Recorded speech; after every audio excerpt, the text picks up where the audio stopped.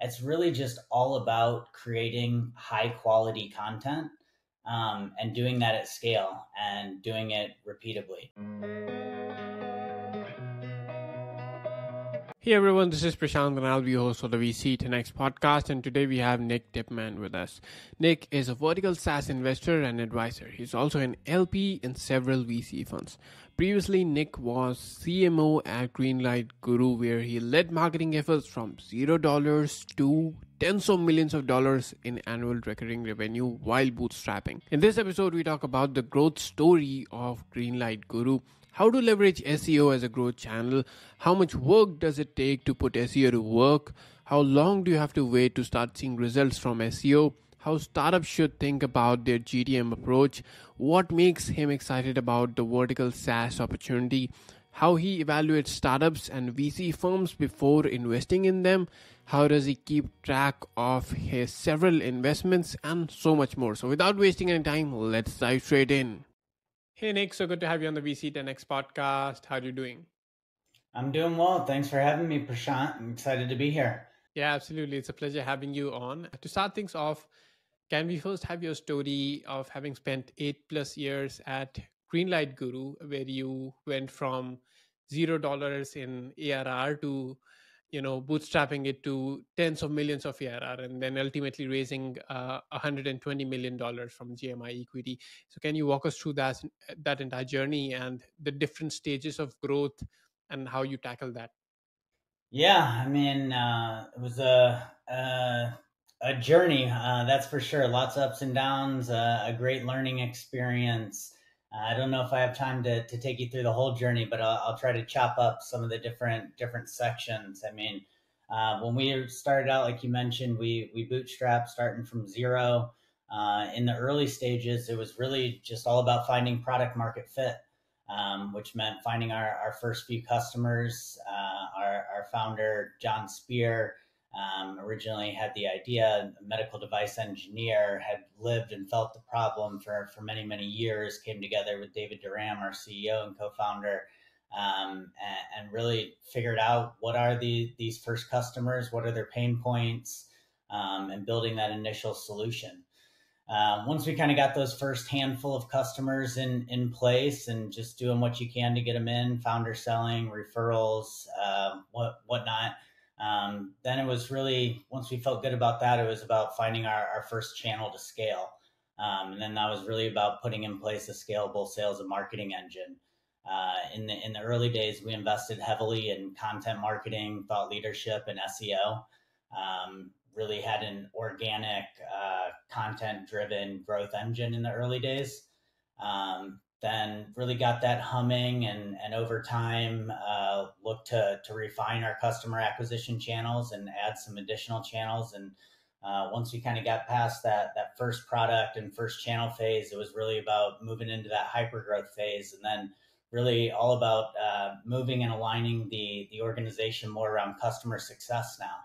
And so really making sure that your product's getting recurring value, you're expanding into new markets, and need to make sure that your customers are happy, especially with a vertical SaaS solution, because your TAM, or the number of customers, your ideal customer profile that you can reach out to, is capped by the nature of being a vertical SaaS. So really important, once we got to some meaningful scale, to really put that focus on the customer success side of things.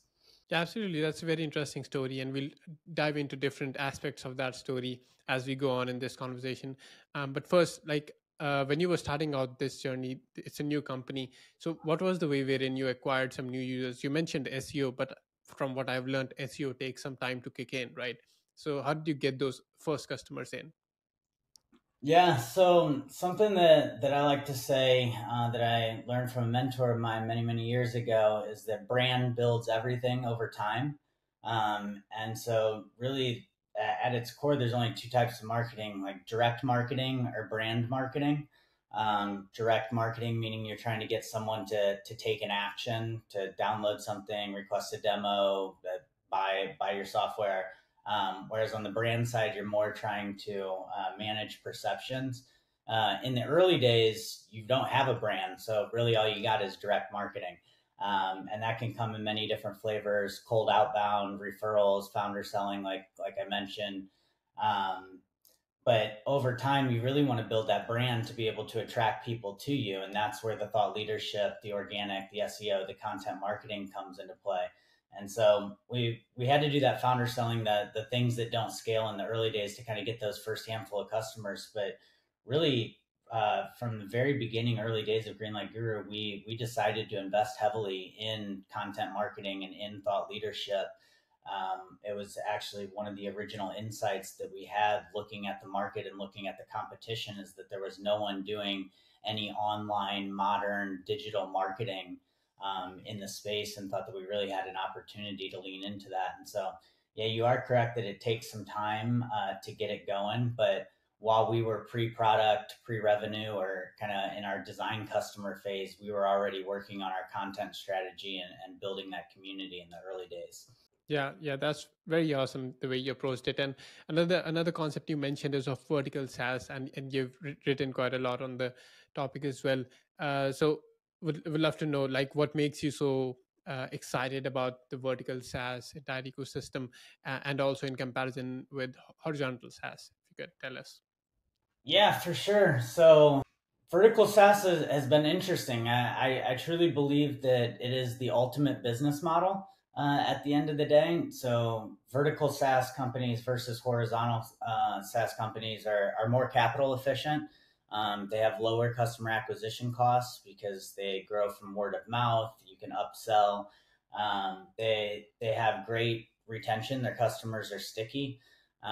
They become system of records, system of engagements. They have low churn rates, and they're capital efficient too in scaling. They on average take only about 55% of the amount of capital to go to IPO of the average vertical SaaS company versus horizontal SaaS company. So founders, early investors end up with more ownership stake.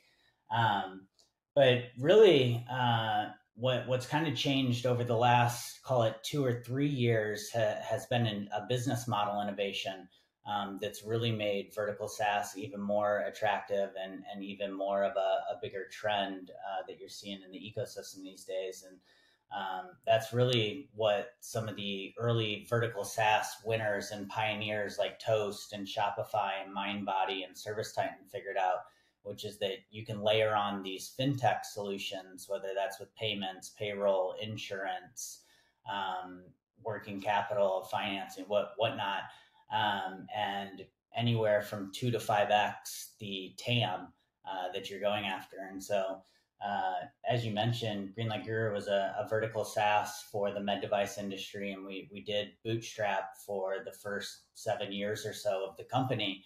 Um, Partly by choice, but also partly driven by market conditions. And so when we went out to raise our Series A in probably 2006 or 2016 timeframe or so, the conventional wisdom in VC land was that vertical SaaS TAMs were too small to support venture backed outcomes. And so we really weren't able to come to terms with any investors at kind of terms that we were interested in, and decided to end up bootstrapping instead. But like I mentioned, those companies have really figured this out in the last couple of years, and the VCs have turned on to this as well. Is that now those TAMs that were previously too small are now 2 to 5x bigger, and so there's a lot of venture dollars chasing a lot of new verticals and a lot of new markets that previously were thought to be too small. Yeah, absolutely. Totally agreed. And that's again one interesting point that I want to talk about is like bootstrapping and not bootstrapping. Glad you cleared that out. What was the reason behind that? So more of a decision that's driven by compulsion and market conditions that made you do that. But you did that quite well. Kudos to that. And now also talking about GTM, go to market. That's something that you advise a lot of startups on, and you're also invested in VC funds that have specific focus there in helping startups build their go-to-market strategies. So, would love your perspective on go-to-market and how you think startups should approach it. Yeah, this is a big question. So I was CMO, head of marketing at Greenlight Guru, and wore many hats and built and led many departments and functions and whatnot over the years. And I think this is probably the dreaded but common answer of it depends. I don't know that there's a one size fits all when it comes to B2B SaaS, but I do think there's a process and a framework that you can go about to get to the correct go to market strategy for your company, given your context, and that really comes down to understanding your ideal customer profile, and what their pain points are. And you really need to think about your sale too. Is it a complex sale? Is it a transactional sale? Who are your target customer segments? Are you going after SMBs? Are you going after enterprise? What's the competitive landscape look like? Are you going after a greenfield? Is it a rip and replace type of sale? All of these different kind of contexts or decisions would go into to come up with the different strategies. But really, at the highest level, when you are thinking about those different go to market strategies in your demand channel, I do like to simplify things and really look at it as there's really only three top level channels of all demand, and that's inbound, outbound, and partnerships, or some combination of those. And when you're really just getting started, like I mentioned, Greenlight Guru's case, I really think it is best practice to choose one of those channels and really go deep on it. And I'm not saying like do an experiment for a couple of weeks and figure out and maybe throw away, like you said, the organic or SEO after maybe 2 months. You might think it's not working, but you didn't stick with it long enough. After 6, 12 months, you would have been reaping the rewards. And so I really recommend to early stage founders to pick one of the channels that is most likely to be successful for you based on the context of those different things, like your ICP, pain points, complexity of sale, and whatnot. And then give it at least 6 months to go really deep on that channel and to experiment and iterate and give it time to mature and work on the channel before you give up or move on. Or in the hopeful case, or the positive side of things, that you do get the channel figured out and you are able to get the results that you're looking for, and then at that point you can move away from your experimentation mode and more into a scale mode and start to look at what is that next potential channel for you to scale or to grow. Absolutely. I recently had Liz Christo from Stage 2 Capital on the podcast, and by the way, you're also an LP in that fund. And she had a similar answer to how founders should approach it. And about SEO, what I've seen, what I've observed, maybe my sample set is too small for it, but when I've seen bootstrapped companies achieve great scale, and I've always found that they have built it on top of SEO, right? So that's very interesting. So would love for you to go more deeper into this specific growth channel, that's SEO, and how you think about it. Is it just the content? Is it backlinking? What all different aspects are there to it? Yeah, I think people can get wrapped up in the weeds of SEO really easily. I like to really simplify things and break it down. Like it's really just all about creating high quality content, and doing that at scale and doing it repeatably. That's the hard part, is to keep the quality high while also increasing the quantity and being able to scale it. I also think that a lot of people don't put a lot of value in SEO content. They think it is just about the backlinks and the keywords and the your linking strategy and your on page SEO, and they get wrapped up in all this stuff. But really, at the end of the day, your SEO should be your thought leadership. And I think that's something that we did really well at Greenlight Guru, with my partner in crime, John Spear, and the team over there. But making sure that you really are putting out true thought leadership that is differentiated and opinionated and has a point of view, and then weave that into your SEO articles so that when people are landing on your site and they're reading your articles, they're not just getting a 101 overview of design controls for medical devices, but they're getting Greenlight Guru's point of view on how you should best practices to manage your design controls in the med device industry. And then, oh, by the way, we just so happen to build a software platform that's specifically built for companies like you that automates this whole process. If you're interested, click here and we'll tell you more and to get a demo. And so I think you have to be a little more clever with it and understand it's the convergence of a lot of things coming together. And it's not just creating this dictionary type content that says like what's the definition of a bunch of terms for you. And I think that's where people maybe get it mixed up or get it wrong. And yeah, I think there's a lot of misconceptions around it. But to your point, when you look and you kind of peel back the curtains behind a lot of these bootstrap success stories that you hear about, it's the ones that figured out SEO and or some other low CAC channel, but more often than not, 8 times out of 10, that ends up being SEO.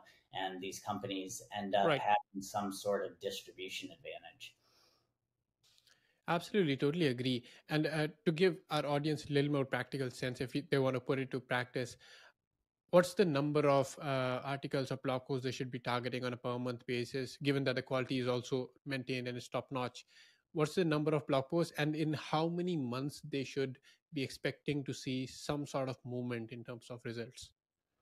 Yeah. So for your audience, let's just say that you're between, call it 1 and 5 million in ARR. I think when you're starting out, like a good cadence is to be able to publish one long form blog post a week. And when I say long, like somewhere between, call it 1,200 to 2,500 words. But at a higher level, you really want to make sure that you have your strategy correct. This is kind of like aim twice, shoot once type of deal. There's a pretty common and well-known strategy at this point called the hub and spoke SEO strategy, and it revolves around your top level keyword. We'll use Greenlight Guru as an example, like design controls as the top level keyword as the hub piece, and that's where you create your ultimate guide, your really long form. And then you want to create a bunch of sub or spoke pieces that are related to that, that might be like common mistakes with design controls, or 5 best practices with design controls, or how ABC Medical use design controls to get their product to market faster. And then you want to link all of those together through your internal linking. And that will help raise that internal, that kind of short form, high competition, hard to rank for keyword, make it more likely for that to rank. But in general, um, it depends on the domain rank of your website on how fast you should be able to see results. Um, in the early days, if you have a low domain rank and you're just getting started and you're creating one of those hub pieces, you should start to be able to see it rank within 30 days of publishing it on Google. It's not going to be at its ultimate escape velocity. It'll continue to grow over 6, 12, 18 months, but you'll be able to see the beginnings of that working. And then you just want to keep layering on new content that you kind of layer on, and that's how you end up growing over time. And so I'd say have a strategy, use the hub and spoke strategy, try to focus on getting at least one piece of content out a week and one hub piece out a quarter. And then you really want to, like we said, give it at least 6 months of doing that cadence before you say one way or another whether or not it's working. Yeah, absolutely. That's super insightful and will be helpful for many. And now shifting gears to the investing side of things. Now you have turned an investor, so would love to first know when you're investing directly in startups, what's your approach? What are the kind of things you're looking at in these startups? Yeah, so right off the jump, the top thing, well, I guess before I get into that, I kind of say I've been angel investing for almost 3 years now. and I've learned a lot over that time. Made a decent amount of investments. Taken a strategy of being very diversified. A lot of small checks. I've actually written checks in over 100 companies in the 3 years at this point. But I've learned a lot along that time. And so when I first started out, it was pretty general. Just anything, any industry, market, business model. But really over time and especially over the last year or so, I've really honed in my focus and my thesis around vertical SaaS and what I like to call these vertical SaaS plus companies. That's SaaS plus fintech, SaaS plus marketplace, SaaS plus AI, whatever it is. And so that's really helped me refine the criteria and get better and apply a more holistic or standardized approach to looking at the deals and how I'm judging or doing diligence or looking at the criteria. So all that to be said, in these vertical SaaS companies, I'm typically investing at a pretty early stage, pre-seed, seed. So these are companies with a product, maybe some revenue, a little bit of traction. But what I'm looking for, number one, foremost in the early days, is the team and the founders. Why are they tackling this problem? What makes them uniquely qualified? What unique insights do they have as to why this problem should be solved right now and why their solution is the best solution? So really put a lot of time on that founder market fit. I'll call it almost 1B from that with being vertical SaaS. I guess maybe that's 0. Are they a vertical SaaS? And then get into the founder market fit. And then kind of that's 1A. Then 1B is really around the TAM.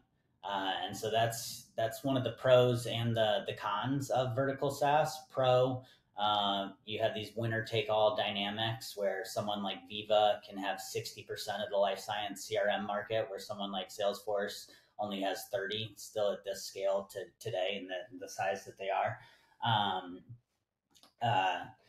And then the other aspect of what I'm looking for. Oh, the winner take all dynamics, that's the positive. But then on the negative side, there are also a limited TAM of how big the potential TAM that you're going after. And so I'm really looking at what is the problem, who are their ideal customer profile, what kind of customer segment, what is their ACV, and can I see a clear path to $100 million ARR business?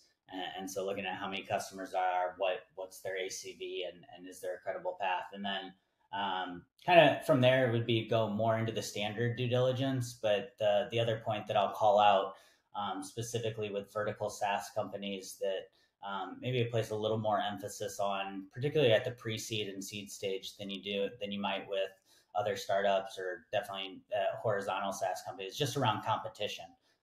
Again, going back to that winner take most market dynamic, if there is someone that's already kind of in there and already has won the control point of being the system of record for that industry, you want to be careful, because it's kind of that double-edged sword of what makes it such a great business model and why it's so sticky. It makes it really hard to replace. And so looking at the competition is really important too. Yeah, absolutely. And you're also investing in funds. Now you're also a limited partner in VC funds, stage 2 partners, Ghana's GTM fund, to name a few. So how are you evaluating these funds, and on what basis you make the decision to deploy in these funds or not? Yeah. So as someone that's came into some liquidity for the first time in their life over the last couple of years, something that I've had a lot of fun doing over the last couple of years, just learning how to manage money and what makes investments, and kind of the difference between the mode of making money versus kind of keeping it or preserving it. And again, I think that's different when you look at a personal investment strategy versus maybe a fund, and the investment strategies and the portfolio strategies that these emerging managers that I'm investing in take, where they're maybe more concentrated, higher risk. Whereas with me personally, I'm looking to diversify. So I mentioned the small angel checks across a lot of the companies. One, good diversification. Two, great learnings as well as I'm getting into this venture game. But it's very similar with emerging managers as well. I have this core thesis that vertical SaaS companies are going to dominate over the next 5 to 10 years. They'll continue to take market share away from horizontal companies. They'll continue. They're some of the best companies primed to take advantage of the tailwinds with generative AI, and really all the way back to Mark Andreessen's software is eating the world. Like, it's still happening, and now AI is only accelerating that. And so part of that thesis is just looking at who are the top up and coming emerging managers that are investing in that high level thesis of SaaS, early stage SaaS, Gen AI enabled SaaS. And yeah, what's their track record? What's their thesis? What makes them uniquely qualified as a manager to go after this thesis? What's their proprietary deal flow or unique access? And really, do I like them? Do I trust them? Does this seem like a manager, a person that I'd like to chat with or go to LP meetings for the next 10 years?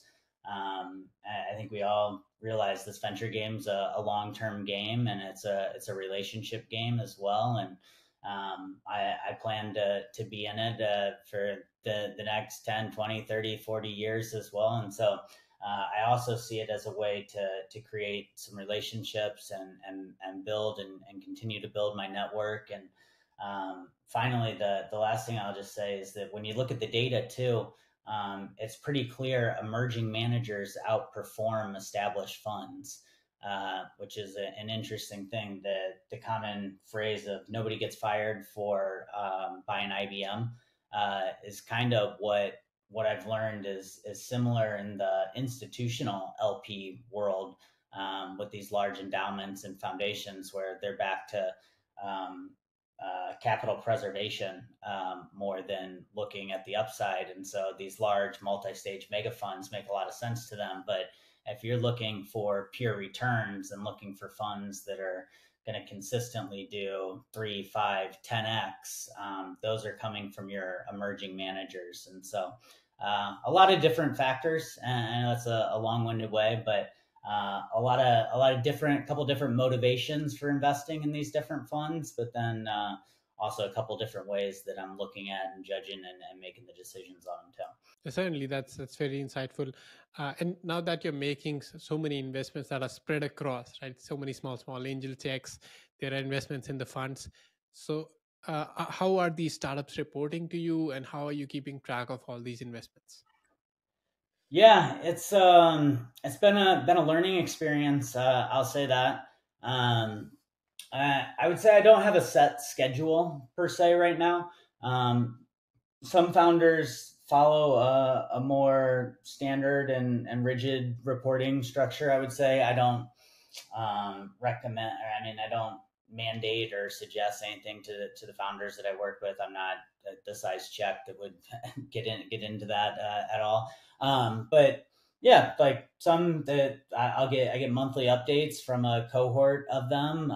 There's probably another cohort of founders that we do occasional check-ins. That's ad hoc, maybe every couple months, maybe once a quarter. Some that I keep up with more on social and just emailing back and forth, and some that I don't hear from all that much, if I'm being honest. I mean, they really take a bunch of different flavors. But I really do like being an active investor where I can be, and where it makes sense for the founder. Really leaning in, providing support around the go-to-market strategies, around their marketing growth engines, around connections with other VCs and investors. So a lot of different flavors. But I guess at the highest level, it's a pretty manual spreadsheet process on the back end myself as well to keep the portfolio straight. Absolutely, totally agree. And coming to our last main question before we move on to the rapid fire round, and this one is about what's been your biggest learning working in startups and now being an investor in startups for you? Yeah, this is a big one. I mean, there's been so many learnings. I think maybe the biggest one uh, is like there's a lot there, just kind of like in startups and in life and maybe sports. A lot of things like there's a lot of ways to win, and there's a lot of ways to succeed. There isn't one set strategy. There's why that strategy is right for you, the firm, the company, whatever that is. And I think maybe the example that I'll give there is just like we talked about with the small checks and the funds and like the importance of diversification, but then also the importance of concentration if you're looking for really outsized return. But where do you want to be on that risk curve? And um, yeah, I think that's been super interesting for me, just to look at it more formally. I will as well, and then how to look at a holistic portfolio, then down to an angel portfolio, and like I said, like the concentric circles around those different strategies. Um, but I think one of the other, I'll say, learnings is uh, also just how important continuous learning is. As someone that considers himself a lifelong entrepreneur and a lifelong learner, it's just been a ton of fun. Like how much I'm learning and how important it is to stay up with current trends and getting to talk to founders and other investors and hearing what's working and what isn't and seeing commonalities and patterns across industries and yeah, so I think there's a lot of flavors, a lot of ways to succeed. Yeah, absolutely. Those are two great learnings out there that you shared. I'm sure there are many, but thank you for highlighting those two. And now let's do the rapid fire round, wherein I'll ask you five quick questions about the investing that you're doing. So first, we'll take it for. So can you answer for both investing into startups and investing into VC funds, right? So you can answer separately for those two, right? Okay. So the first one goes: what are the sectors and regions you invest in? Yep. So on the startup side, early stage vertical SaaS, pre-seed, seed, post product, some traction, a little revenue. Mainly in the U.S., I would say about 80%, but have done some in LATAM, some in the EU. Haven't done an India deal yet, but have seen some interesting deals there. And so yeah, that's what I would say on the startup side. On the fund side, uh, similar as well. I think the funds that I look at look a lot like seed stage startups, emerging managers.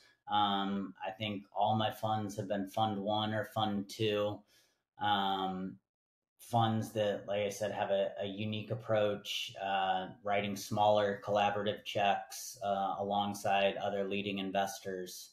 Yeah, and mainly B2B SaaS. Got it. Next one is about what's the typical stage of investment? I think you already answered that, pre-seed and seed, right? Yep, Okay. yep. Okay. And what's the typical check size you put in?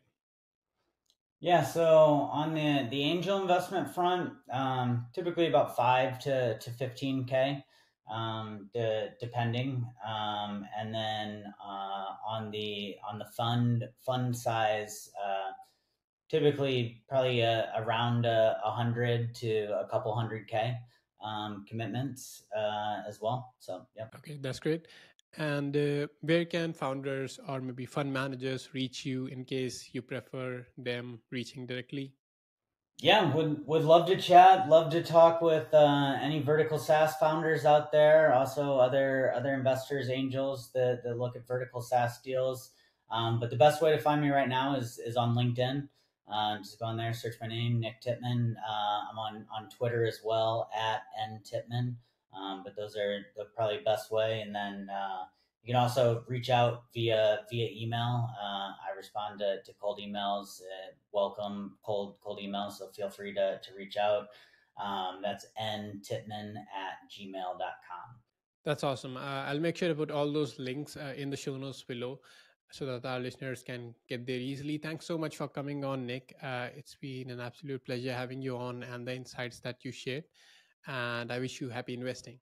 I appreciate it, Prashant. Thank you so much for having me on. Hopefully the audience enjoyed this and learned something, and really appreciate it. I had a ton of fun. Thanks, my man. Absolutely. Thank you.